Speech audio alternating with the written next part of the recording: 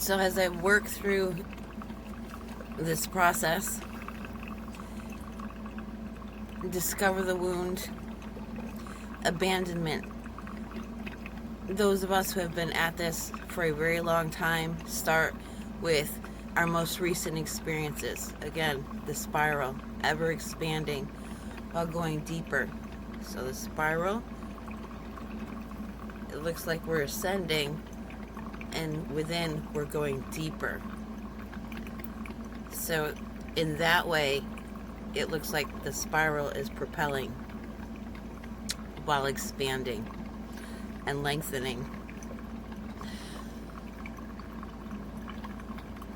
So we have most recent relationships. That's where we started. And then we go back.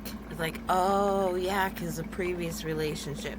We can experience abandonment from friends, from children who choose another parent, the partner who is the other parent abandoning you, taking sides, siding with your own mother to plot against you, to take away your children. That's what I went through. So where does that stem? Where my mother abandoned me to begin with.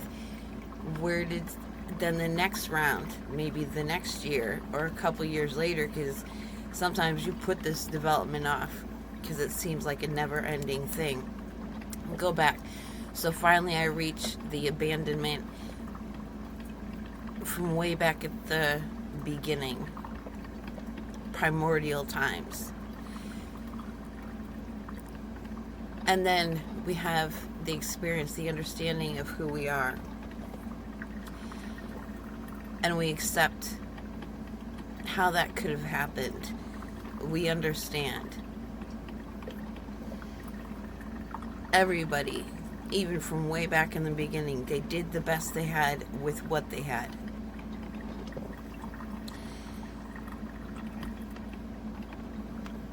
After the healing experience comes what many of us will experience as a gatekeeper energy. We're kind of left alone. We're in our pattern of interactions throughout the day, and then maybe all of a sudden we're not getting the responses from people that we had come to consider normal with them. Maybe somebody who was normally supportive is coming at you sounding a lot like the people who you stopped turning to because they weren't supportive.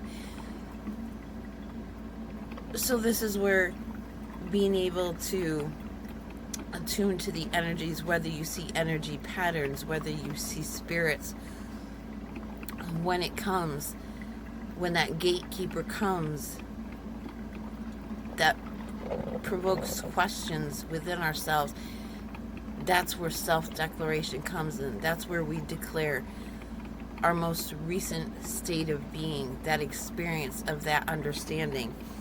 And so in this instance, when I picked up on that gatekeeper energy, I reminded myself, protected, provided for, cherished, adored, protected, provided for, cherished, adored, protected, provided for, cherished, adored. Any thought that comes in to the contrary, that any feeling, and we can say it in a comforting way, to those hurt feelings, protected, provided for, cherished, adored. And then comes the mourning. It's like mourning the loss of a child, to move on without taking that into consideration each day. Instead of worrying what they want to eat, what they need to eat, what they need for anything, what makes them happy, what you would like to see for them.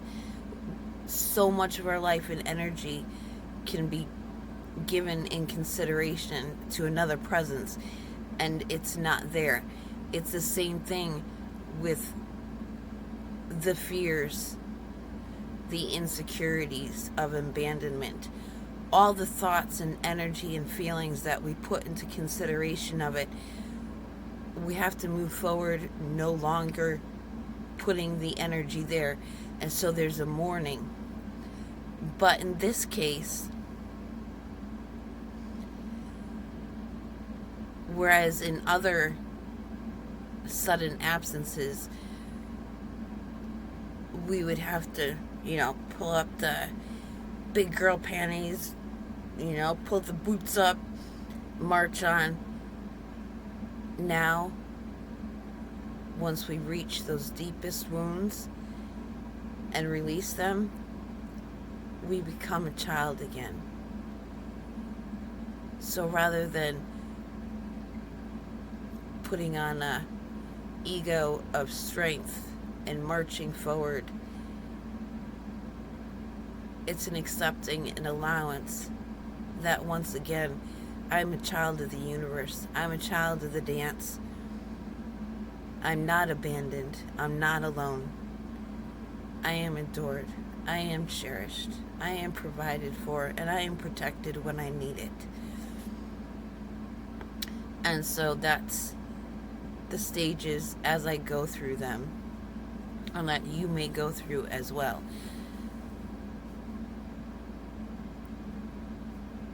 Because I'm going to forget a month from now. I'm going to be like, oh yeah, I went through a tough time, and I'm not going to want to go through these steps with anyone. So that's why as I go through it, look at me. I'm not even brushing my hair before I do this. I fall asleep, I wake up. This is the next step.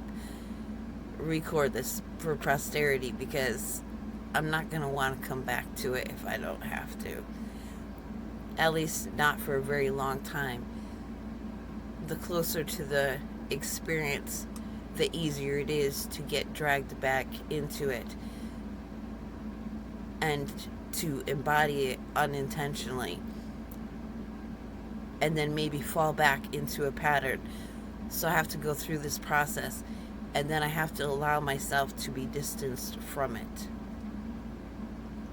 And that's another reason why we may be sporadic in our output and what we share with other people, because we're distancing from this issue. I might move on to something absolutely different, like my drawings, some other hobby, some new adventure in my life experience. Might focus on my dog for a while. Isn't that funny? Because the ADHD hyper-focus comes in here. We might go hyper-focus on something else. Everything, and this is why I'm a fan of Dr. Gabor Mate. He was a brain surgeon in Canada, and he started to see resemblance between his addictive behavior in collecting CDs and the addictive behavior of the people that he was treating, the drug addicts and the homeless people.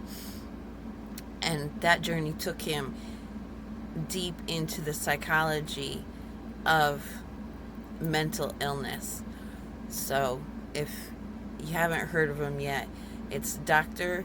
Gabor and then Mate, Mate, and it's got the thing over the E.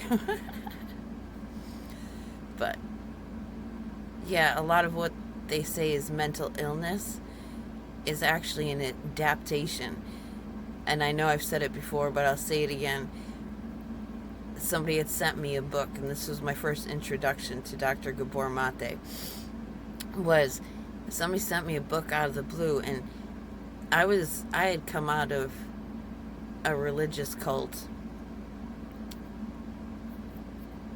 Was reading, had read books on cult recovery and stuff like that. I hadn't gone anywhere near alcohol or drugs, wouldn't know anything about them.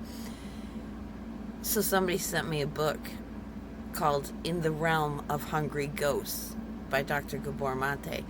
And it was all about addiction And I was like, what does this book have to do with me? I don't know why, but I read it. It was a gift. I have no idea who the person was. I just received this package out of the blue, and it had women's daily vitamins, and it had a couple of other things in this book. But there was one sentence in that book that I needed to read. And the sentence in that book was, PTSD is what happens to a healthy brain in the face of trauma. I think in the book it said, to a healthy brain that experienced trauma. You know, the wording, but the basic idea. And my brain just lit up, went, I'm healthy.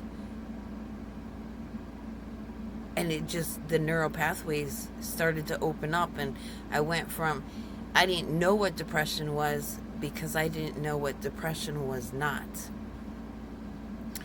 A lot of times, like they say, that's why we have to experience contrast. We don't know what happiness is until we've experienced sadness. In my case, and probably in the case of many others who had childhoods filled with trauma, we don't know what depression is until we experience the opposite of it, the contrast of it. So that one sentence in that one book, it really helped. And the hyper focus serves a purpose. It distances us from whatever it is that is not serving us. I love it when things like this come together. So, there we have it. Going through the spiral, down to the deepest wounds, abandonment. Where did it come from? Declaring ourselves what we can truly see. Experiences that we can actually say, yes, I was protected, I was provided for, I am cherished, and I am adored. Then the gatekeeper comes in, and the mourning experience comes. I'm sure the next one's going to be happy. Not 100%. It may not be steady, but it's always interesting.